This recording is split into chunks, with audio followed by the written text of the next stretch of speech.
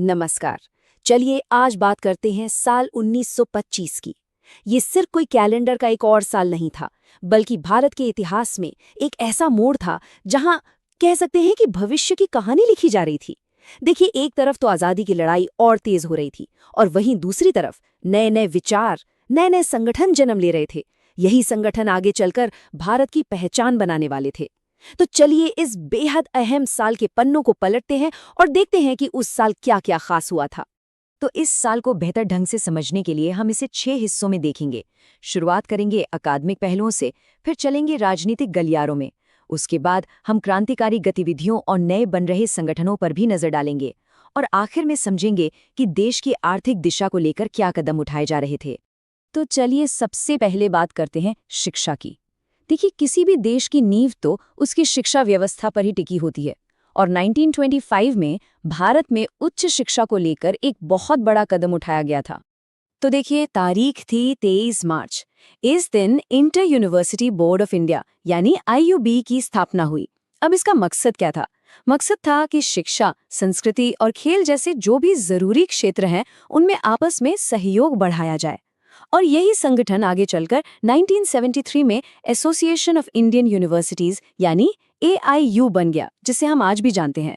जरा सोचिए, उस दौर में जब देश के विश्वविद्यालय सब अपना अपना काम कर रहे थे, तब एक ऐसी संस्था का बनना कितना जरूरी था जो सबको एक साथ एक मंच पर ला सके। अब आते हैं राजनीति पर। 1925 एक ऐसा साल था जिसमें देश ने एक तरफ एक महान नेता को खो दिया, तो वहीं दूसरी तरफ एक बड़ी राजनीतिक उपलब्धि भी अपने नाम की। 16 जून को देश के लिए एक बहुत दुखद खबर आई। देशबंधु चित्तरंजन दास जी का कोलकाता में निधन हो गया।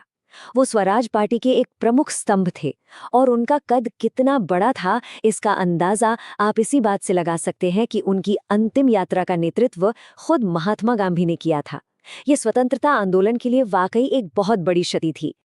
लेकिन जहां एक तरफ शोक था, वहीं अगस्त के महीने में एक बड़ी राजनीतिक जीत भी मिली। विट्ठल भाई पटेल, जी हां, सरदार वल्लभ भाई पटेल के बड़े भाई, वो सेंट्रल लेजिस्लेटिव असेंबली के पहले निर्वाचित भारतीय अध्यक्ष यानी स्पीकर बने। ये एक ऐतिहासिक पल था क्योंकि ये ब्रिटिश सत्ता के केंद्र में एक भारतीय की दमदार मौजूदगी का प्रतीक बन गया। 1925 में ना, दो धाराएं बिल्कुल साथ साथ बह रही थीं। एक तरफ क्रांतिकारी अपनी गतिविधियां तेज कर रहे थे और दूसरी तरफ ब्रिटिश हुकूमत कुछ कानूनी सुधार भी कर रही थी।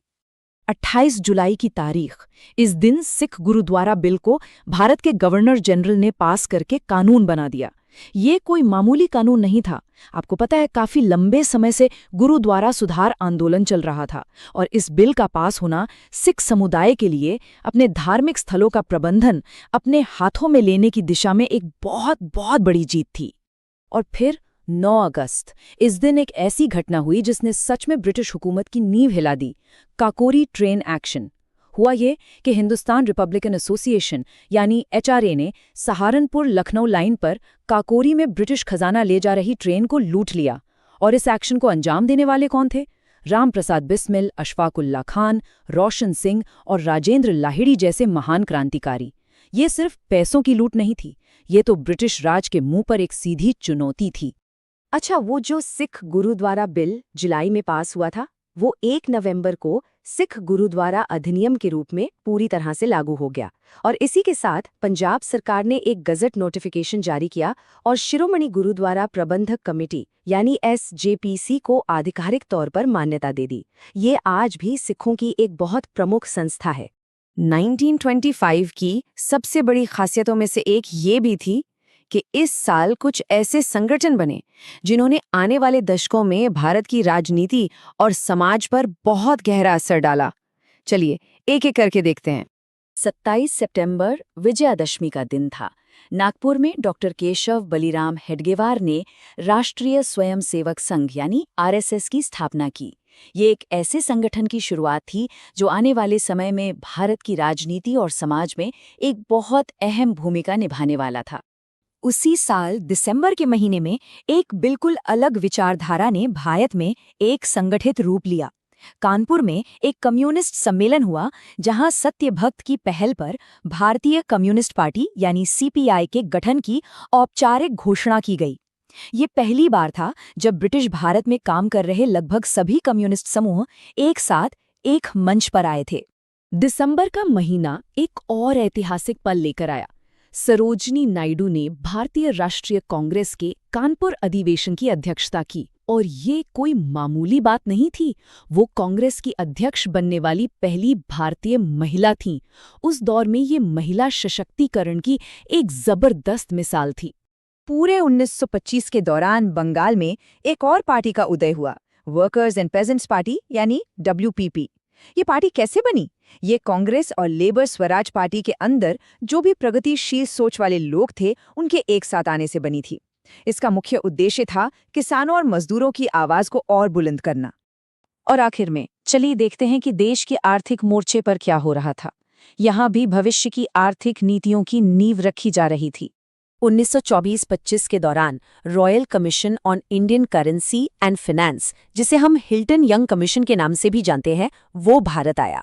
देखिए, उस समय भारत की मुद्रा और वित्तीय सिस्टम को लेकर काफी अनिश्चितता थी। तो इसी समस्या को सुलझाने के लिए इस कमीशन का उद्देश्य था कि वो यहाँ की व्यवस्था को समझे और उसमें सुधार के लिए सुझाव दे। और एक दिलचस्प बात बताऊं, इसी कमीशन की सिफारिश पर आगे चलकर रिजर्व बैंक ऑफ इंडिया की नींव पड़ी। तो जैसा हमने देखा, 1925 वाकई एक ऐसा साल था जिसमें भविष्य के भारत की कई तस्वीरें एक साथ बन रही थीं, राजनीतिक, सामाजिक और आर्थिक हर मोर्चे पर।